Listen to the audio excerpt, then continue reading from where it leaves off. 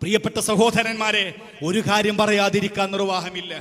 കാരണം ഓരോ സംഘടനകളും അവർ സജ്ജീകരിച്ച വളണ്ടിയർമാരെ പറഞ്ഞയച്ചു.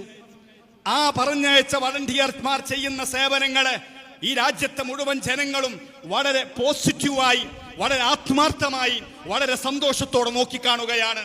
കാരണം ദുരന്തമുഖത്ത് ജീവൻ പണയപ്പെടുത്തി തന്റെ കുടുംബത്തിൽ നിന്ന് മാറി നിന്ന് ഭക്ഷണമുണ്ടെങ്കിലും ഇല്ലെങ്കിലും, ഉറങ്ങിയിട്ടുണ്ടെങ്കിലും ഇല്ലെങ്കിലും, പ്രിയപ്പെട്ട സഹോദര, തോരാതെ പെയ്ത മഴ കാരണം തോരാത്ത കണ്ണുനീര് സമ്മാനിച്ച, കരയാനിനി കണ്ണുനീരില്ലാത്ത ഒരു സമൂഹത്തിന്റെ കണ്ണുനീരൊപ്പുന്നതിന് ജീവനോട് ആരെങ്കിലും ബാക്കിയുണ്ടോ എന്ന് അന്വേഷിച്ച് പാറമടകളിലും അതുപോലെ തന്നെ മൺകൂനകൾക്കിടയിലും കോൺക്രീറ്റ് കൂനകൾക്കിടയിലും തപ്പാൻ ചെന്ന നമ്മുടെ വളണ്ടിയർമാർ എത്രമാത്രം അവർ അഭിനന്ദനം അർഹിക്കുന്നവരാണ്. അവരെങ്ങനെയാണ് വർണ്ണിക്കേണ്ടത്? നാം മനസ്സിലാക്കണം സഹോദരന്മാരെ, വല്ലാത്ത ഒരു സന്തോഷമുള്ളൊരു കാര്യമാണ്. ഒരാഴ്ച മുമ്പ് കേരളം മുഴുവനും കർണാടകയിലെ മണ്ണിനടിയിൽപ്പെട്ട അർജുനന് വേണ്ടി മതം ജാതി നോക്കാതെ കേടുകയായിരുന്നെങ്കിൽ അതിലേറെ വലിയ ദുരന്തമുഖത്തേക്കാണ് ശേഷം നമ്മൾ ചെന്നത്. ഒരു കാര്യം പറയുകയാണ്, ഈ തോരാത്ത മഴക്കെടുതിയിൽ കണ്ണുനീര് തോരാത്ത ദുരിതബാധിതർക്ക് വേണ്ടി അധ്വാനിക്കുന്ന ഈ നാട്ടിലെ ചെറുപ്പക്കാരെ അപമാനിക്കുന്ന, ഇതിലേറെ വലിയ ദുരന്തമായി മാറുന്ന ചില ആളുകളുണ്ട് എന്ന് പറയാതിരിക്കാൻ നിർവാഹമില്ല. സങ്കടകരമാണ്. വേദനയുണ്ട് ദുരന്തത്തിൽ. പാവപ്പെട്ട മനുഷ്യരുടെ വേദനകൾ നമുക്ക് താങ്ങാൻ കഴിയില്ല. പക്ഷെ അതിലേറെ വലിയ വേദന ഈ നാട്ടിലെ മുഴുവൻ ജനങ്ങൾക്കും സമ്മാനിക്കുന്ന ചില ദുരന്തങ്ങളായ പിറവികൾ ഈ രാജ്യത്തുണ്ടായി എന്നത് എത്ര സങ്കടകരമാണ്. സോഷ്യൽ മാധ്യമങ്ങളിൽ പ്രിയപ്പെട്ട സഹോദരന്മാരെ, ഞാൻ ഇത് പറയുന്നത്, ഒരാഴ്ചയിൽ മൂന്ന് വീഡിയോയെങ്കിലും പുറത്തിറക്കാറുള്ള ABC ടോക്ക് എന്ന് പറയുന്ന ധാരാളം പ്രേക്ഷകരുള്ള, വർഗീയ മനസ്സോടുകൂടെ പലപ്പോഴും സംസാരിക്കാറുള്ള, ഇസ്ലാമിക വിരുദ്ധരായ ആളുകൾക്കൊക്കെ വന്ന് കയറി സംസാരിക്കാൻ ഇടം കൊടുക്കുന്ന ഒരു ചാനലിലെ ഏറ്റവും പ്രധാനികളായ രണ്ടാളുകളുടെ ഇന്നലത്തെ കഴിഞ്ഞ ദിവസത്തെ ചർച്ച എന്താണെന്നറിയോ നിങ്ങൾ? അവർക്ക് ഈ ദുരന്തത്തിൽ അകപ്പെട്ട മനുഷ്യരുടെ വേദനകളെ കുറിച്ചല്ല, ജീവൻ നഷ്ടപ്പെട്ടവരുടെ വേദനകളെ കുറിച്ചല്ല, ജീവനോടെ ഇല്ലെങ്കിലും എൻ്റെ ഉമ്മയുടെ, എൻ്റെ അമ്മയുടെ, എൻ്റെ കൊച്ചുമോന്റെ, തൻ്റെ പേരമകന്റെ, തൻ്റെ സഹോദരന്മാരുടെ, തൻ്റെ അയൽവാസിയുടെ മൃതദേഹമെങ്കിലും മയ്യത്തെങ്കിലും കിട്ടുമോ എന്ന് പ്രയാസപ്പെടുന്ന ഒരു മനുഷ്യരുടെ വേദനയെ കുറിച്ചല്ല അവരുടെ ചർച്ച.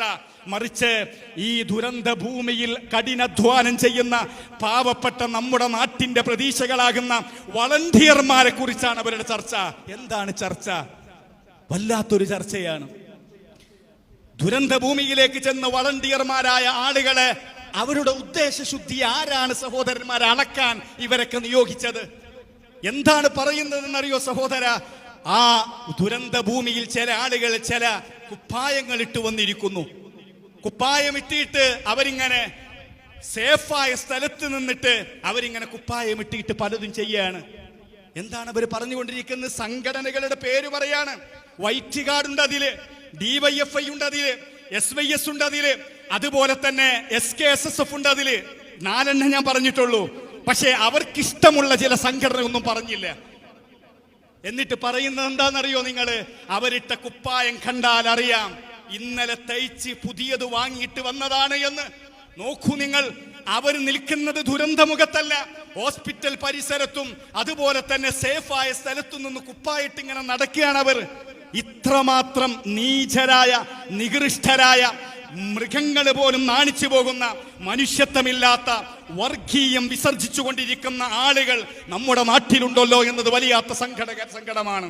പ്രിയപ്പെട്ട സഹോദരന്മാരെ, കേരളത്തിലെ മുഴുവൻ ചാനലുകളും അവിടുത്തെ സന്നദ്ധ സേവകന്മാരായ ആളുകൾ സൈനികരോടൊപ്പം നിന്നുകൊണ്ട് ദുരന്തഭൂമിയിൽ അപകടം പിടിച്ച സ്ഥലത്ത് 24 മണിക്കൂറും എണ്ണയിട്ട യന്ത്രം പോലെ നമ്മുടെ നാട്ടിലെ ചെറുപ്പക്കാർ അധ്വാനിക്കുന്നു എന്ന് നിരന്തരം വിളിച്ചു പറയുമ്പോ, ഇത് കാണാനുള്ള കണ്ണില്ലാത്തവരെ കുറിച്ച് ഖുർആൻ പറഞ്ഞൊരു വചനം മാത്രമേ നമുക്ക് പറയാനുള്ളൂ. വലഹും ഖുലൂബുൻ ലാ യഫ്ഖഹൂന ബിഹ വലഹും ആദാനുൻ ലാ യസ്മഊന ബിഹ വലഹും അയ്യുനുൻ ലാ യുബ്സിറൂന ബിഹ. കണ്ണുണ്ട്, ഖൽബുണ്ട്, പക്ഷേ കാതുണ്ട്.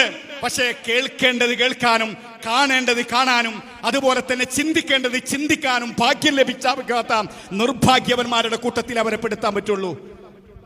ഈ സംഘടനകളുടെ ഒക്കെ പറയുന്നത് വൈറ്റ് കാർഡ് എന്ന പേരിൽ അവർ ചോപ്പ് കുപ്പായം ഇട്ടുകണെന്ന് വരെ പറയുകയാണ്. നോക്കൂ നിങ്ങൾ, ഹോസ്പിറ്റലിന്റെ പരിസരത്ത് വളണ്ടിയർ വേണ്ടേ? മയ്യത്തുകൾ കുളിപ്പിക്കാൻ വളണ്ടിയർ വേണ്ടേ?